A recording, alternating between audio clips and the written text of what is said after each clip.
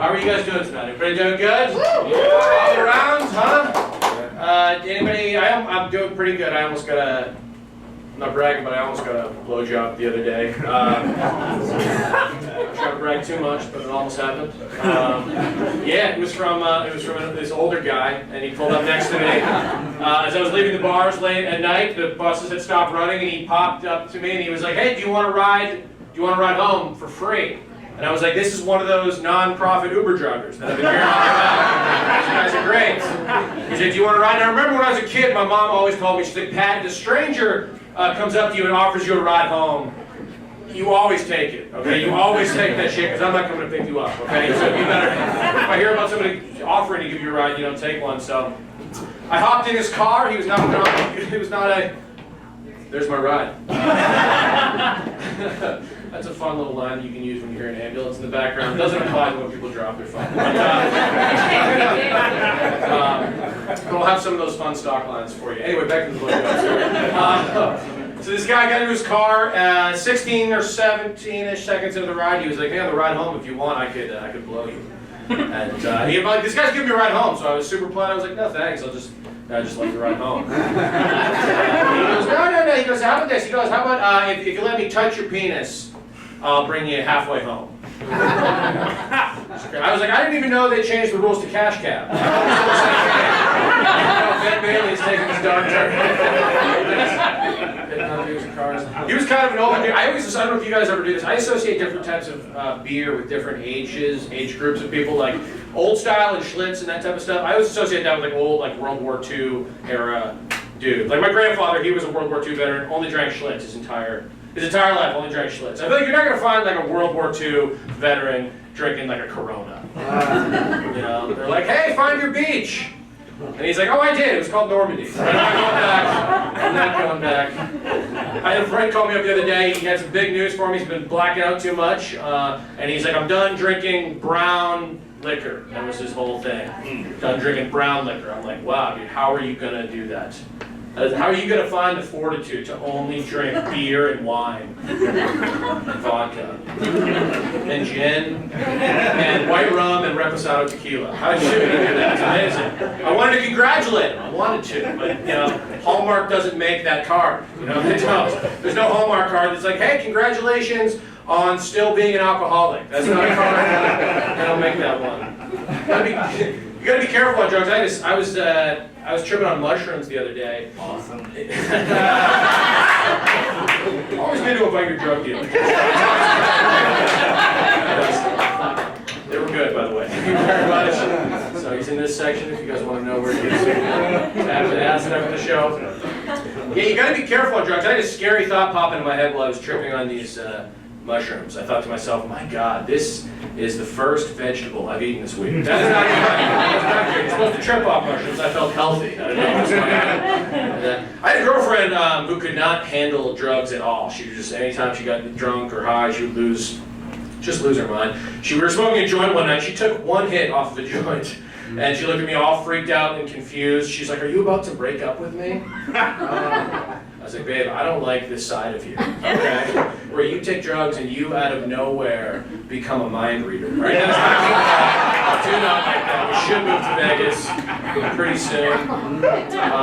I was driving around. You don't want to be on drugs around cops. That's a scary thing. I got pulled over by a cop the other day, and I wasn't even on drugs. I was just normal high on weed. And I did a U-turn in front of this cop. I didn't know that was as big of a crime as it is. This cop freaked out at me for doing a U-turn. He pulled me over. He was like, "Do you know what you just did is extremely illegal?" And I was like, "Well, not to be picky, sir, but if U-turns are extremely illegal, then what is murder? What is that?" You've kind of used up all your words on U-turns. How does that cop describe like a triple homicide? He walks up, there's 3 people laying there dead. He's like, "Oh my God, this is super duper illegal. I've never seen anything like this. This is like 10 U-turns. I don't know where to go." And I'm not trying to shit on cops. I know cops have a difficult job. They do. And I know there's a lot of them in the audience right now. Okay? Ladder 14, okay? No, cops have a difficult job. I'm not trying to shit on, I know there are good cops out there, right? There are. You know, they're called firefighters. They're nice people, they're nice guys. They don't care if you smell like weed as long as you're vaping. That's their big concern. I actually have a good relationship with one cop in my life. He's like a retired detective. He lives kind of near me, and I'll hang out with him once in a while. He's an intense. We try not to talk about politics because we have completely opposite political views. Like he's just. For example, he has a sign on his front door, a little bumper sticker that says, "Do you want to know my stance on gun control? Then why don't you break in and find out?" It's a very intense sign. Okay, I don't care where you fall on the political spectrum. That's intense. No one else on the political spectrum is that intense. I don't think. Like not even abortion people are that intense. You know, they're not like, "Hey, you want to know my stance on abortion? Why don't you come fuck me? Find out." That's not a sign on anyone's front lawn. Okay, the line around the block would be way too long. That's not a sign. That's not a civic-minded sign. Okay, it's not good. He's a crazy guy. He saw a guy. He saw like I live in Roscoe Village, so people have a lot of signs that say like "hate has no home here" and like "science is I believe in science" or whatever that one is. He saw a guy wearing a Black Lives Matter T-shirt and just like lost his mind. I was like, "You need to calm down." He's like, "That guy can wear a Black Lives Matter T-shirt," and he said this to me. He did. He said, "How come I can't wear a White Lives Matter T-shirt?" Yeah. Yes, exactly. I know. I was like, "Listen, buddy, there does not need to be a White Lives Matter T-shirt, okay? Because we already have those Life is Good T-shirts. Have you seen those before?" Pretty much is a White Lives Matter T-shirt. All right. I'm not from Chicago. I'm from a pretty small town up in northern Maine. It's kind of interesting. Well, actually, the opposite of interesting. It is not interesting for sure. Everybody in my hometown knew every person. Everybody knew each other's business. Growing up, I had a teacher. He used to say to me, "Pat, your dad is a lying sack of shit." And that was brutal. But other than that, being homeschooled was great. That was the only problem. The only slight issue that I had. I was talking to a friend of mine who still lives up in Maine, and he's never left Maine, and or like lived out of the state. And I was talking to him on the phone the other day. He was asking me how I like living in Chicago. I said I think it's great. It's a really good city. And he said something weird to me on the phone though. A couple of times he said to me, he was like, "Man, I could never imagine living in Chicago." Said that to me twice in one phone conversation. I could never imagine living in Chicago. I'm like, well, then you have a fucking terrible imagination. It's pretty easy to imagine living in Chicago. Like, you could never imagine living in Chicago? Like, for example, J.K. Rowling,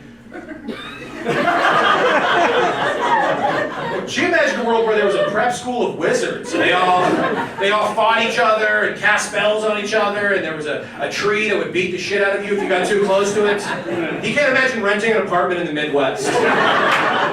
They must have the most boring sex of all time. His girlfriend's like, "What's the kinkiest thing you could possibly imagine?" He's like, "I don't know, moving to St. Louis? I'm not sure." Something in the ballpark. I gotta get listen to John Lennon, you know? He's like, "Imagine there's no heaven." I'm trying to wrap my head around fucking Peoria. I can't do this shit. Very difficult. Yes. I was talking to a friend of mine the other day. He was asking me if I would go to the bars, but he's been kind of depressed lately. He's been going to see a therapist. He just got a new job, so he's able to go to a therapist, and his therapist told him that he has intense self-hatred. Isn't that crazy? Intense self-hatred. I didn't know there was any other type of self-hatred, to be honest. I thought it was all pretty intense, you know? Is anybody out there really like, I fucking hate myself? You know what? It's pretty chill. It's not that bad. It's not that bad. Might kill myself, might get some pinkberry, not sure. He's got this new job, he's making a lot of money. It kind of bugs me when friends of mine are, like, have jobs of a lot of responsibility where they're making a lot of money, because like I know how stupid they are from normal life, you know. Like, they shouldn't have that job. My friend, I was like asking him about the job, like, how's it going? He said, well, you know, it's a lot of work, but I'm doing way better financial wise. Yeah. I was like, oh, you're doing better financial wise. That's good because you're doing way worse vocabulary wise.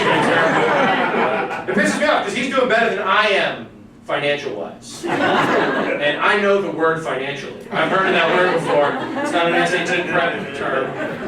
I should know that. But I go out to the bar with him. He's trying to he asked me if I would like go out and kind of like help him meet women, be a good wingman. I said, absolutely, I'll do that for you because I'm a good wingman. And then he showed up to the bar that we were going to, and he's wearing sweatpants. I was like, I'm not that good of a wingman. I'm a wingman, not a wing god. Okay, I can't do it. All my talking points are off when I'm trying to introduce a friend of mine to women, and he's wearing sweatpants. I'm like, hey, Brianna, have you met my friend Joe? Fun fact about Joe is that he actually has other types of pants that he wears sometimes.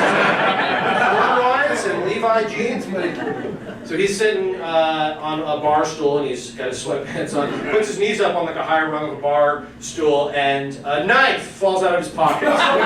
Hits the ground. He acts like it's no big deal. Picks it up, gives me a little wink. And he's like, yeah, looks at me, he goes, no, that's the problem with sweatpants. Is it really, is that the problem with sweatpants?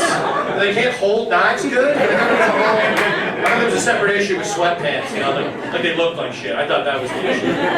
I just remember one time when I was a kid, my mom got really mad at me because I tried to wear sweatpants to church. And at the time I thought she was overreacting, but it turns out she just didn't want me to lose my knife. You know, she was just being a good mom. So we already got you your church knife this year. We can't get you two. Money is time. All right, that is my time, guys. Have a good day.